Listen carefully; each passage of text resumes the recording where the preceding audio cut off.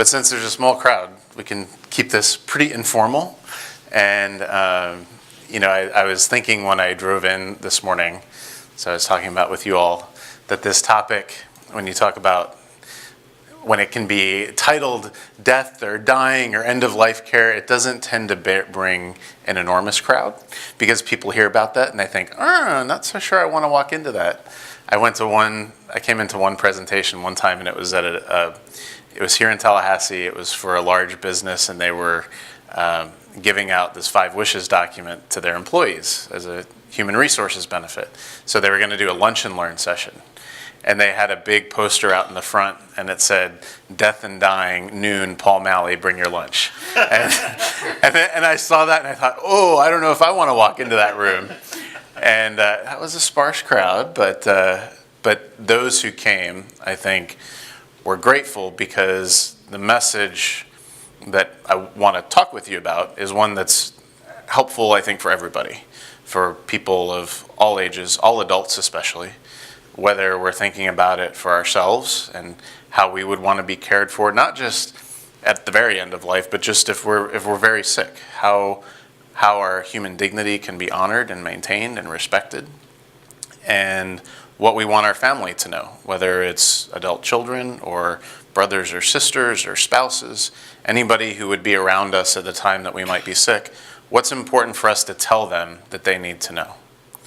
From my own perspective, I was drawn to this work. My heart attached to the mission because of my own experience, mostly with my grandparents. When I was young, I was the youngest child in my family, so by the time I was 7 or 8 years old, my grandparents were already older. And I pretty much grew up making rounds between hospitals and nursing homes and back and forth from the time I was 7 until through the time that I was in college. One of my earliest memories with my grandparents, while one of them was sick, was when my grandfather was in the hospital. I was about 7 or 8 years old, and he was in the hospital. I remember being in the house and being asleep, and about 2 o'clock in the morning, the phone rang, and it was a nurse calling to talk to my mom, and she was calling to tell her that her father wasn't doing well. There'd been a change in his condition, and she wanted to know what my mom would do if his heart stopped. Would you want him to be resuscitated? Would your father want to be on life support treatment? Those were the questions she was asking on the phone at 2 o'clock in the morning. And the nurse was doing the best that she could, and she said, "We want you to take time to think about this. We know it's an important decision, but if you could please call us back in 10 minutes, we'd appreciate it." Yeah, 10 minutes. Not a whole lot of time to think about it. Now, she was doing great because she took the initiative and called and asked. That was great. But my mom was sitting on the edge of her bed that night in tears, thinking, do I call my brother? Do I try to see what everybody else thinks? Do I just make this decision on my own and hope that everybody's not mad at me in the morning? There's like practical things that she's thinking about of how do I make this decision and how do I know it's right? And how do I know what my dad would have wanted? My grandfather, but her dad. So she made that decision that she didn't believe that her father would have wanted life support treatment in that time. The next day we were in the hospital, and because I was young, I was waiting down in the lobby. They wouldn't let me go upstairs to visit. There was a pretty strict age requirement way back then. And now I think it's a little bit more flexible. But I was downstairs in the lobby by myself because the rest of my family was upstairs. And a nurse came down and she kind of motioned to me from a stairwell. And she said, "Come up, your grandfather wants to see you." And I thought, oh, great, I want to see him too. So they kind of snuck me up the back stairwell, brought me around the nurse's station so they wouldn't see me, brought me into the room. And he was awake and conscious, and things looked different. I had never been in an intensive care unit before, so I was kind of looking around at all the environment. But I kind of hopped up onto his bed and just sat there with him. And I remember talking with him and telling him that I loved him, and he told me that he loved me. And I was there with him for a few hours. They never kicked me out, thankfully. But I was there with him when he died. And I was sitting on the edge of his bed holding his hand. And as a 7-year-old kid, I had no idea what was going on. I didn't understand any of the medicine part of it. I didn't understand anything. The only thing I did understand was it was my grandfather there. And it was important to be there. And it meant something to him that I was there. I knew that. And it meant something to me that I was there. So there was just this basic human recognition without being trained clinically, without knowing all the specifics, but just, I think, a human response of being present with somebody. And from an organizational perspective at Aging with Dignity, which is the organization that I direct, that's where we want to put the spotlight and the focus. Yes, when somebody's sick, somebody we love is sick, there's lots of clinical stuff going on, treatment decisions, legal issues that come up, and I'll talk a little bit about those. But at the heart of it, we want to be good sons or daughters to our parents, husbands, wives, to our spouses. We want to take good care of our parents when they need us the most, or if we have a child who's sick, take good care of a child who's sick. That continues. I think the challenge that we have sometimes, especially in America, where there's so much good medical technology, so many options, is that we can get lost in that kind of cycle of or a healthcare conveyor belt, that once you get on it, it's hard to know what your role is as a family member.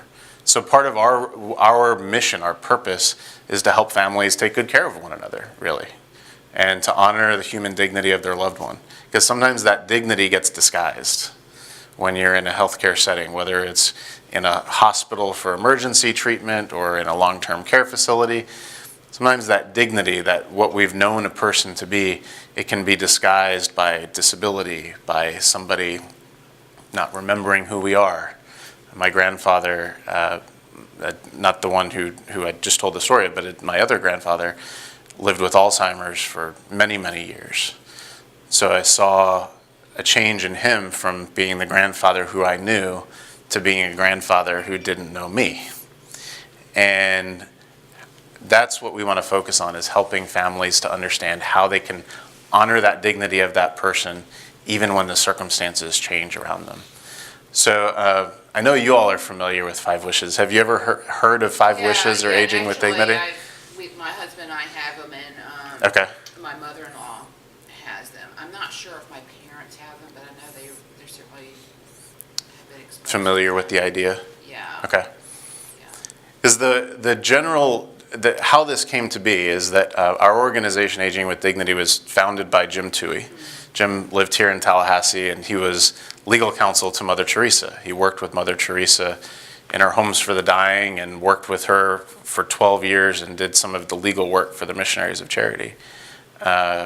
He had worked with a U.S. senator back in the 1980s, and the way that he met Mother Teresa is that he was on a trade mission with the senator, went to India, thought it'd be cool to meet Mother Teresa because he was going to be there, met her, and she shook his hand and said, "I want you to visit my home for the dying."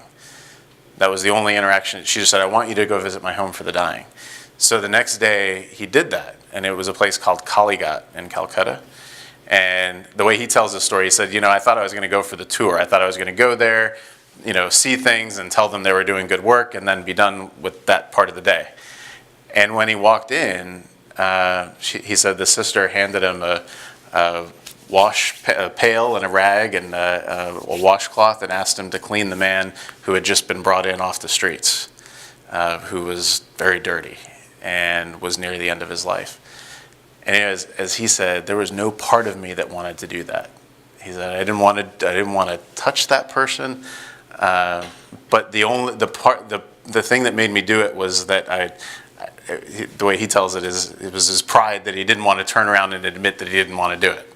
So he washed the man, and it was an experience that changed his life, because it was just that personal interaction, the reality of being with somebody and doing something practical to help them and to recognize their human dignity. And that's what Mother Teresa would always say, to recognize, see Jesus in the disguise of the poor, to recognize the dignity of every person that we interact with, whether it's somebody in our family or somebody who we're caring for in a healthcare setting, somebody who's brought in off the streets. then he wound up volunteering for and quitting his job with the senator, living as a full-time volunteer in a house for men with AIDS in the 1980s. So as a live-in volunteer, he was living there, he was by their bedside at night, during the days. A lot of times those were people who were isolated from their families. Their families had lost connection with them. So I mention that because that was his inspiration for founding Aging with Dignity and creating 5 Wishes, to put the focus not just on making legal and medical decisions, but to focus on the decisions of the heart and soul, really. Because I think in all of our families, if we have to think back to past experiences or think about what we would want our families to know, yeah, it's important to make the right clinical decisions, but I think it's also, we also have that desire to know that we've given a gift to our family of not letting them have to make decisions for us without some kind of instruction from us, so that they're left to wonder what they should do. We've heard a lot of cases of, especially siblings, that have had difficulty in making decisions for parents because they didn't get any instruction from their parents, and then the siblings have to make decisions, and sometimes brother thinks one thing and sister thinks another thing, and we've heard of too many stories of them just not speaking to each other after their parent passed away because there was so much uncertainty. And the idea of living wills and advance directives, it's been around for a few decades. That concept of writing out a legal form to say, if I'm not able to make my medical decisions and if decisions have to be made about life support treatment, here's what I want. That's usually called a living will. Later, they introduced a new concept called a healthcare agent or healthcare surrogate, where you can name somebody who's basically your voice if you're not able to speak for yourself. So what we did in 5 Wishes was we looked at that concept. We saw, okay, well, here's something that exists that helps people plan ahead, give a gift to their family to tell them what's important to them. But there's something that's missing, because when you ask most people, if you're very sick, if there's a chance you might be near the end of your life, what's important to you? And most people will say things like, I want to be with my family, I want to be at home if that's possible, I want to be comfortable, I don't want to be in pain, I want my spiritual needs addressed, I want to talk to my priest, my rabbi, my minister, whatever the case is. So the issues that are at the top of our minds are usually not about what our prescriptions are, or our medical orders, or our diagnosis, or our treatments. Those are all important things. But when it comes down to it and somebody says, what's most important to you? It usually goes back to people who matter to you and a legacy that you want to leave. And what happens next? Thinking about spirituality and your faith and eternal life. Questions about that, doubts about that, whatever the case may be, it's there. And so our idea was that if we could combine these two things, help people, help families make the important medical and legal decisions that are important for everybody to think about, and then combine it with the matters of the heart and soul, what you want your family to know, how comfortable you want to be, and how you want people to treat you. And that was the idea behind 5 Wishes. Put these things together, make it easy to understand. Because when most people are asked, well, do you think completing an advance directive or a living will is important? Most people say, yeah, that's a pretty good thing. When you ask, have you done it? Most people say, oh, no, I haven't done that. And when you ask why, a lot of times people will say, well, I think that's a legal form and I don't have an attorney. I don't have the money to pay for an attorney, so it's something I can't do, which is not correct. You don't have to have an attorney to do this. But then the other thing is that I think a lot of times people feel like they don't have the training to be able to do it. You know, they think, I'm not a lawyer, I'm not a doctor, I don't know what I need to know to talk to my family about this. And that's where 5 Wishes helps, and that's where our organization comes in, is to give you all the information that you need to be able to be the person who goes to your family and starts that conversation in your own family. So with 5 Wishes, the first part of it is designating the healthcare agent. That's Wish 1. And rather than calling it the durable power of attorney for healthcare, which is the legal terminology for it, we just say wish one, the person I want to make decisions for me when I can't make them for myself. So there you can pick a first choice, a second choice, and a third choice. So these would be and it would be the person who would speak for you, not just if you have a serious illness and you're near the end of life, but maybe you were in a car accident and you're just not able to speak for yourself and make your own decisions, and there's a decision that has to be made between treatment A and treatment B. Well, who decides that? This person who you name. And that's important to know because it means that this is important for all people to think about, all adults. Some of the most difficult cases when it comes to legal cases of decision making near the end of life have all involved really young women in their 20s.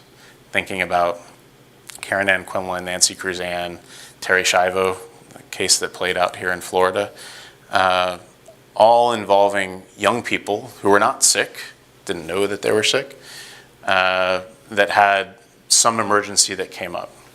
And those were the cases that played out in the news, but all the time there are other stories. And I bet both hospitals here in Tallahassee have situations like that today, where they're helping families try to navigate these decisions of what to do for somebody who's very sick. So it's important to name somebody. If you haven't named somebody, if you have family members who haven't filled out either 5 wishes or a legal form with their lawyer, then the state actually has a pecking order that decides who makes decisions for you. So if a document like this doesn't exist, then doctors know that they can go to basically kind of a next of kin rule.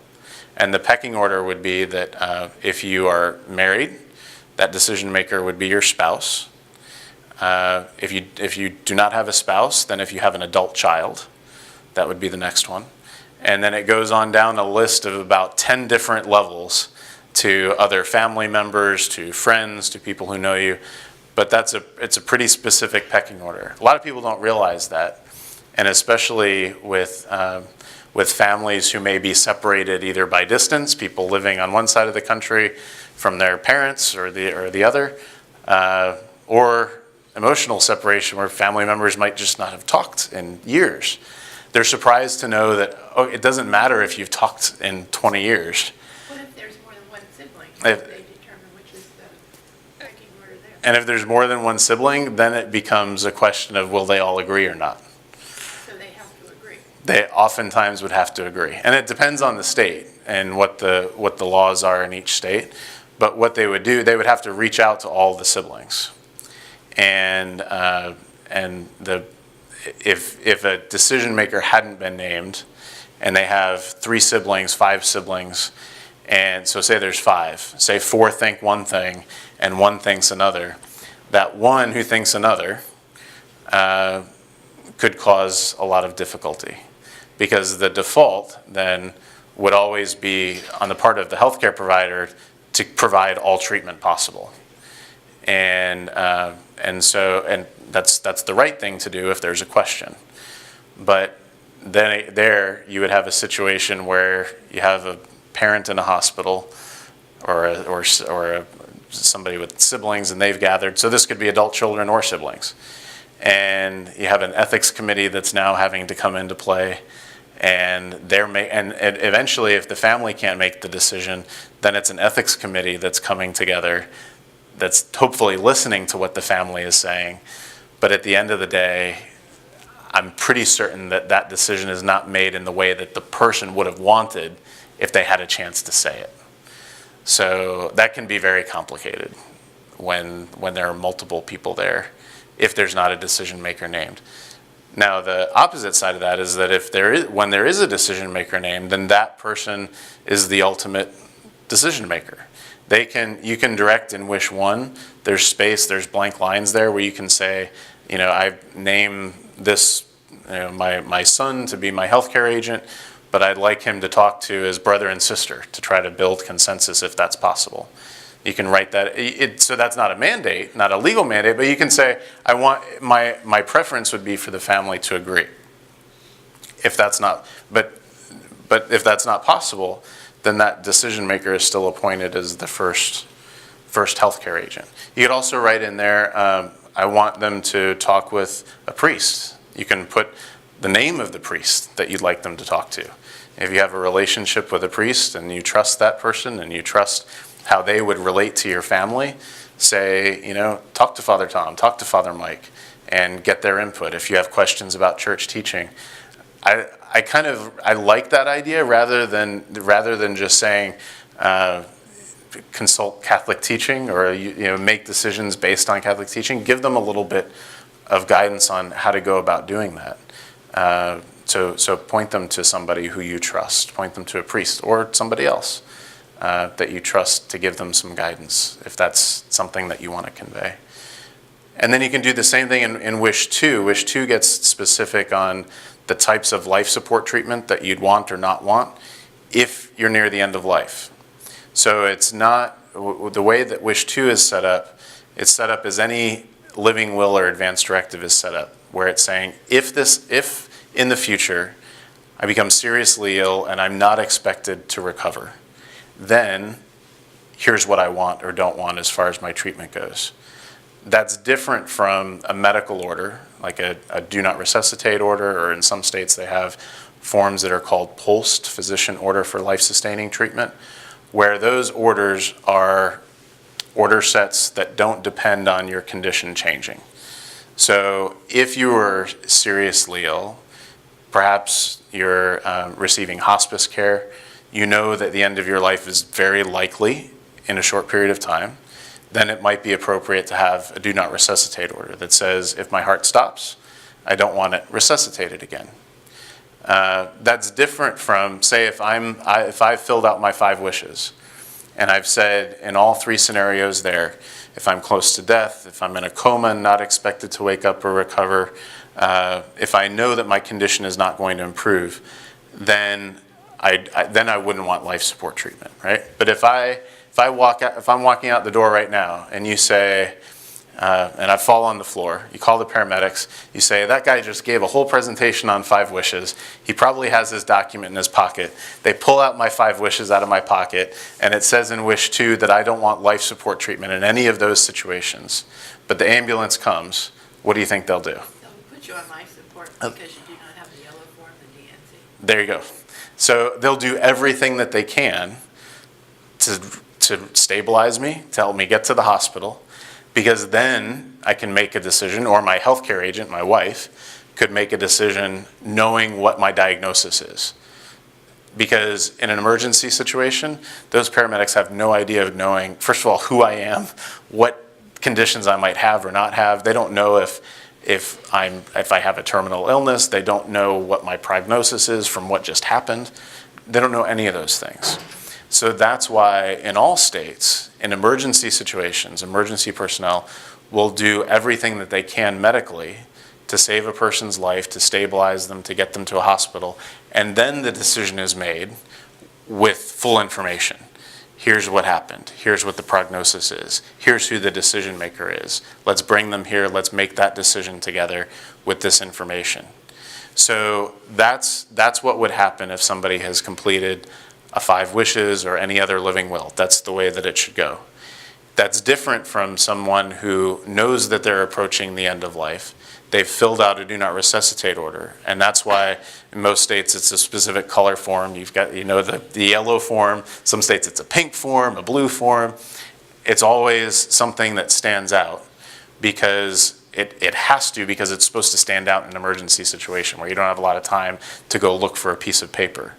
And that's the medical order. It's signed by a doctor that says that if this person's heart, it's about resuscitation. If this person's heart stops, then the order is that they should not be resuscitated. So that's when you would have, that's something that's intentional that you talk about with your doctor based on your current diagnosis. So advanced directive is thinking, if something changes, if I'm in this condition, then here's what I would want you to do. Do not resuscitate order is, in this current condition, here's my preference for treatment, for the clinical treatment. And a lot of times people will say, well, yeah, my grandmother had one of those documents and she still wound up on a ventilator, still wound up on life support treatment. And sometimes that's true. but policy-wise, it's hard to think about how that should be different. Yeah, yeah. And at that point, that can depend on your condition at the time, because oftentimes, people have experiences like we've had phone calls from someone who's maybe even filled out a do not resuscitate order, but they're going to go in and have open heart surgery. And their doctor said, well, I won't do the surgery for you unless we revoke this do not resuscitate order. And that caused a lot of anxiety for them because they thought, well, I don't want to be on life support treatment. I don't want to be resuscitated. But then the doctor would explain, okay, as part of open heart surgery, we have to stop your heart. If you want to live, we'll have to restart your heart. And to do that, we can't have a do not resuscitate order. So then when they hear that explanation, that makes a little bit more sense. So part of it is understanding the clinical side of things and what's needed when it comes to life support treatment or resuscitation. And oftentimes, that's needed to help someone recover. Other times, also often, it can be used to artificially prolong life in a way that people might not prefer.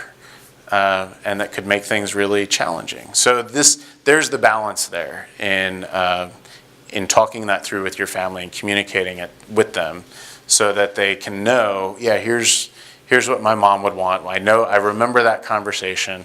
I have this document, whether it's 5 wishes or any other form.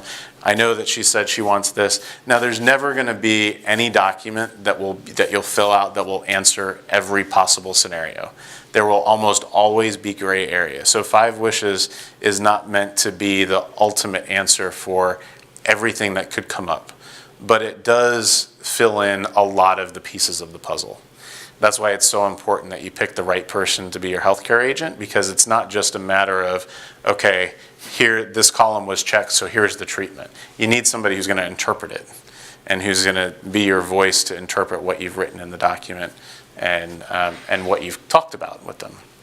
So that's the idea, is that this document, it's a conversation starter. It lets you process things and ask yourself the questions of who would I want to make these decisions for me?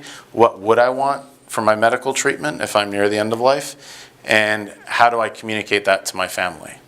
So because we've worked with the American Bar Association and 5 Wishes, it now meets the legal requirements in almost all states, in 42 states, you can use that. Your family can use it as a legally valid advance directive. So you don't have to have an attorney. If you have an attorney and you want to give that attorney a copy of your 5 wishes, you can do that so that it's in your legal file, in your chart. Same with your doctor. Once you've completed 5 wishes, you should bring it to your doctor, whether you're going for your next checkup, a well visit, whatever the case is.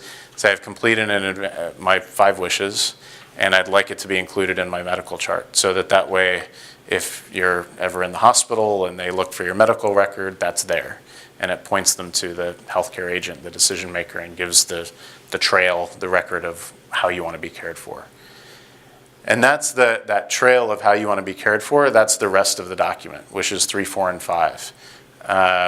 One of the first bullet points in wish 3 is, I don't want to be in pain. And nobody's crossed that out, right? Most of the rest of this document's all written in kind of bullet point format. It says, here are the things that I want. And if there's anything that you see there that you don't want, then that's what you do. You cross it out. So I haven't met anybody that crossed out, I don't want to be in pain. But then that same sentence goes on to say, I want my doctor to give me enough medicine to relieve my pain, even if that means that I'll be drowsy or sleep more than I would otherwise. So that kind of changes the equation a little bit. There was a couple that I sat with as they filled this out, and first of all, they thought they didn't need to do this because they'd been married for 50 years, and they said, if we don't know each other by now, we're not going to ever know each other. I'm sure I'll know what to do. So I said, okay, well, humor me. Let's talk about this. So they sat down, and on this point, the husband said, well, the most important thing to me is to be awake and aware and present with the family for as long as I can be. And I'm willing to be in a little bit of pain if that means that I have more time to be present with the family. And his wife looked at him and she said, are you nuts? If it hasn't been said by then, it's not going to get said. Give me whatever you got to give me. I don't want to be in pain. And they kind of looked at each other, and first they were puzzled, and then they nodded, and then they said, well, okay. if that's what you want, it's good to know. But this couple, had they had to make decisions, just pain management decisions for one another before that time, they would have guessed wrong. Because like most of us, for all of these things, if we're called on to make a decision for somebody we love, if we don't have that direction from them, we're probably going to decide it based on what we would do for ourselves. Because that's often the best, that's what we know. We only know what we know, right? So, and there's nothing wrong with that if you're in that situation. But you can help your family by not putting them in that situation, by giving them that instruction, whether it's something as simple as how comfortable you want to be and where your priorities are as far as being pain-free or being present and awake and present with the family. And those things can change too. But for some people, their biggest fear is that they'll be in pain. And they want to be able to communicate that the most important thing to me is to know from you, my family, and you, my doctors, that I will not be in pain. Can you tell me that? Can you tell me that that you'll do everything that you can, knowing that that is something that I am either afraid of or I want to avoid? And hopefully the answer will be yes. But that changes when you know that that's that person's most important thing. And a lot of times that's what we're trying to get to the heart of with 5 wishes is what stands out as being most important to you. And we have sections in there where you can indicate that you'd like to have people with you, and you can put a list there of people that you'd like to be present with you. Sometimes I've heard of part 2 of the list of people who they don't want to be there, and that can make for some fun family conversations, right? But that's important too. I had one woman share a story with me that when she was talking with me, it had been a year since her husband had passed away. And he had filled out 5 wishes because his doctor gave it to him. And I think he was somewhere in his late 60s, healthy guy, went in for a regular well checkup for Medicare. His doctor gave him 5 wishes, he filled it out. And he had a massive stroke out of the blue. And she said, at first, when he was in the hospital, I stayed in his room, I didn't leave. Slept there for a couple of nights, just wanted to be by his side.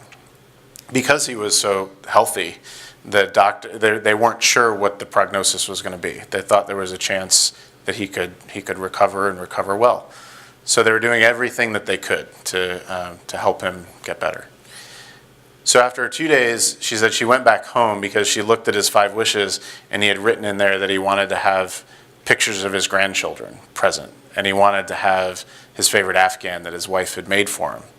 So she said, I can't tell you how good it felt to leave the hospital and go home and get those things and know that I wasn't just doing it because I wanted to do something for myself to feel good, but I was doing something that was important enough to my husband that he asked for it. It meant enough to him that he said, here's what I would appreciate. And for her, that meant the world. And because as she said, I've never done this before. I've never cared for a husband who was sick or possibly near the end of life. And I knew I wanted to do it all right. I knew I wanted to do the best that I could, but I didn't know what good was. I didn't know what the expectation was. And that's what 5 Wishes turned out to be for her, was an instruction book on what good care means. Not just here's how you can care well for somebody who's sick, but here's how you can care well for your husband. Here's how you can care well for your grandparent, whoever it is. A personalized message. And that's what we hear as a desire on the part of so many families. It's almost like you have young kids at home and parents are usually noted as saying, I wish they came with a book of instructions. You know, like when you have a newborn at home, like, I just wish I knew what to do. I wish there was something that I could look at and just tell me what the answer is. I want to do the right thing. 5 Wishes isn't going to tell you what every answer is, but it's going to fill in a lot of the blanks. That's the intention behind it. So in this case, the woman said that she was able to make the decisions based on what her husband wanted. And when she brought the pictures in, she put them on the little over-the-bed tray stand on wheels. She left them up for the day. Then when she came back the next day, they were taken down because that's where the water pitcher goes. That's what goes there. And the nurses put that there instead. So the brilliant thing that she did, she was a good advocate. This is wife advocate. She put the pictures back on the stand, and then she opened up his 5 wishes, turned it to that page, and left it right next to the pictures. And she said, and then they didn't move him again after that. But she said, with that 5 wishes sitting on that stand by his bed, every time a doctor or nurse picked it up and looked at it, for 30 seconds, she said, if they looked at it for a half a minute, they knew my husband better than when they first walked in the door. They knew what was important to him. They knew that the pictures were important to him and the Afghan was important to him. And those things are important to family to understand. And it's important for healthcare providers because I think almost universally, but definitely the majority of healthcare providers, they want to do a good job. And they are there because they care about people and they want to take care of people. Sometimes they have a lot of things that they have to do, like any job, that they have to run through the motions, but they want to take good care of people. And that's what 5 Wishes helps them to do. And in the end, in 5 Wishes, there's a section on what you want your family to know. So you can fill that out, and then when you sign it, you just have to sign it and have it witnessed by 2 people at the end, and then it's a legally valid document and ready to go. So once you've done that, then you want to make copies, give it to your family, and then give it to your doctor also, so that your doctor will have it on file in case they need to pull that file and find out what's important to you. So what our hope is that you would be the person in your family, every person would be the person to start this conversation, whether you're the adult son or daughter, whether you're taking it to your parents, whether you're taking it to your siblings, or your workplace, or like here at a church, to share that message. You don't have to be an expert in anything, you just have to be a human. You just have to be a person who wants to care well for people who are in need. And then we can give you the information to be able to do it. So that's what we're here to do. Question. In my case, my mom is 90. My sister and I were her house or caretakers, and she has 5 wishes. So we know all the answers to the check marks, but it's me, my sister, but my sister's gone. So what happens now? Because my 2 brothers want nothing. For your mother then? Yeah, if I die. Yep. And so then in the case of your mother, and if you have two other siblings and yourself, it would depend if she's named. Has she filled out an advance directive? Yes, and it's only got my name. They named you? Because even in her will, it says that they are excluded. Yep. So in that case then, if you were not able to make those decisions, so she's named you, and if you're not able to make those decisions, then legally they would still be in the place, that your 2 brothers would be in the place to make decisions for her, regardless of what any last will and testament says. So if there's a last will and testament that directs things to other people, that doesn't matter when it comes to medical decisions. So if she would want somebody else to make decisions other than you, then she would have to fill out a form where there's like 5 Wishes or designating a healthcare agent, where she names you and then names a second choice. If she doesn't do that, then the default, what she's doing then, is naming any of her other children. That becomes the default. And a lot of times that's not what people want, but that would be the legal result, right? So and oftentimes that may not come into play if there's not a decision that has to be made. But if there is a decision that has to be made about the treatment decisions, then the doctors or nurses, wherever she is, will look to a family member. If there's disagreement, then they'll look at, okay, who's the appointed agent? And if there's no appointed agent, who does state law tell us should make that decision? And so if there's nobody in that other place of a designated agent, then the state law would point back to any other adult children before any other family member. But she could name, either grandchildren or a friend or somebody else, but maybe knowing that by not naming somebody, the result is that she's naming somebody who she might not want to be. But she's not That's how, figure yeah, that out now. yep, When she did this, she was totally capable. My sister and I were both okay. right, But now she's at a point where even Victoria Hewler has talked to her in the past year after my sister died yeah, and has gone one-on-one with her with private. right, And she said, you know, she's adamant, this is how she wants it. It's Yeah. you or nobody. yep, And Victoria couldn't even like get her to like name another person. right. Yeah, and that's a challenge. Because I know they won't come. Yeah. And in that case, then if they're not, so they have the legal authority to take that role if they want to. But if they don't accept it, then it would go on to the next decision maker, which would be the next line of descendants, so which could be grandchildren. So she had like 7 of them. Yep. And then, and most of the times in those cases, if there's somebody who's in a situation where they're seriously ill and they're looking for an authorized decision maker, if they've gone through the top of the list and nobody has risen to the top and accepted, then if there is a family member who's present there, who's saying, I'm the closest family member, I'm the closest person to this person, they'll likely listen to that. Right, which would end up being him. Right. Yeah. So most often the healthcare providers are going to listen to the person who's in front of them, who's saying, I'm the closest family member. The way that gets really complicated is if you have somebody else from out of town, somebody from somewhere else who has a closer bloodline, who can jump in and say, but I don't want that. Because then they would have primary legal authority to do it. But if they don't do that, if they don't exercise that right, then the doctors are just going to use the best information that they have with the people who are in front of them, practically. That's most often what would happen.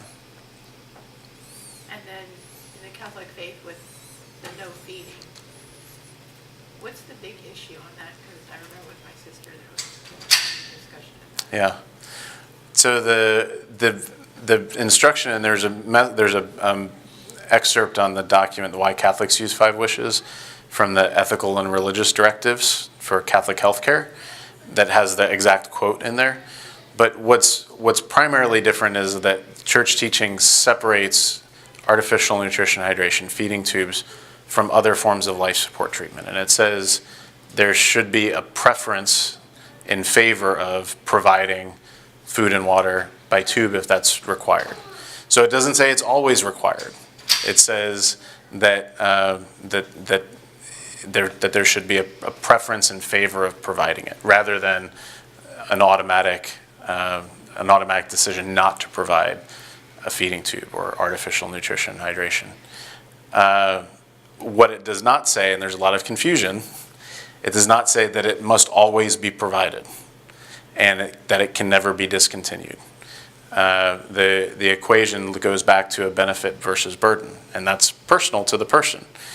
How do you see this treatment bringing you benefits versus the burden of the treatment? So it's the church teaching on feeding tubes, as I understand it, as it's written by the bishops, is not an absolute that it always has to be provided, because part of the body's natural process of dying is to stop that process of eating, drinking, digesting, and it can result in some really painful side effects if it's forced. At the same time, for people who have just lost the ability to swallow, that can sustain their life and be a very beneficial good in providing that nutrition and hydration. So it depends on the circumstance. It depends on the condition. A lot of people think that it's an absolute, can never withdraw it, can never withhold it. That's not true. That's not what church teaching is. But it does put the emphasis on how do you weigh out the benefits versus the burden of this treatment. Thank you. The result is because it's not an absolute, it's a gray area. and it's intentionally so. You know, the church, when there are things that need to be prohibited in all times, in all cases, always, knows how to say that very directly. And it does not say that about feeding tubes. So that's part of the answer. Part of the answer there is that in the church teaching would be that it is not always required. But you have to be careful about the reasons for withdrawing it.